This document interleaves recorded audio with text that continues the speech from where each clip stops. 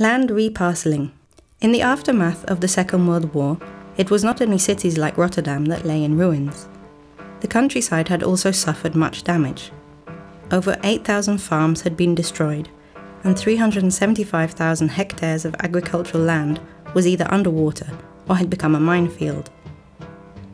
Large parts of the Dutch agricultural sector had to be built up from scratch.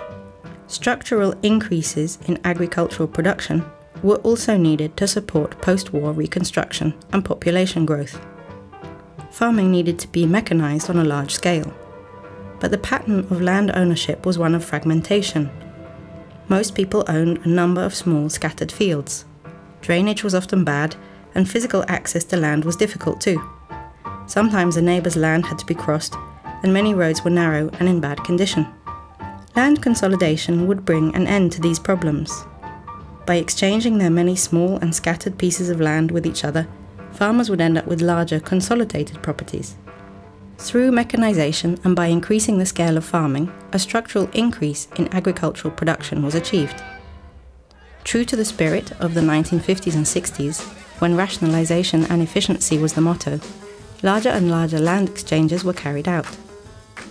These developments meant that, in the second half of the 20th century, the Dutch agricultural and horticultural sector would become one of the biggest in the world. These big changes were always initiated by the farmers themselves. Whenever a majority of the farmers in an area voted in favour of consolidation, the dissenting minority had to follow suit. Some farmers were therefore forced to exchange their land. It was hardly surprising that there was sometimes considerable resistance. Historically, property rights had always been well protected. Compulsory exchange was long regarded as a breach of the constitution. Expropriation of land for public purposes was only possible under exceptional circumstances. Pragmatic reasoning was the solution now. Because it was usually to the farmers' advantage, after all they ended up with better land, compulsory exchange did not count as dispossession.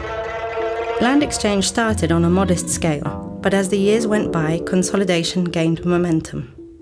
From about 70,000 hectares in 1950 to almost 250,000 hectares in 1960, and at its height, over 500,000 hectares in 1970.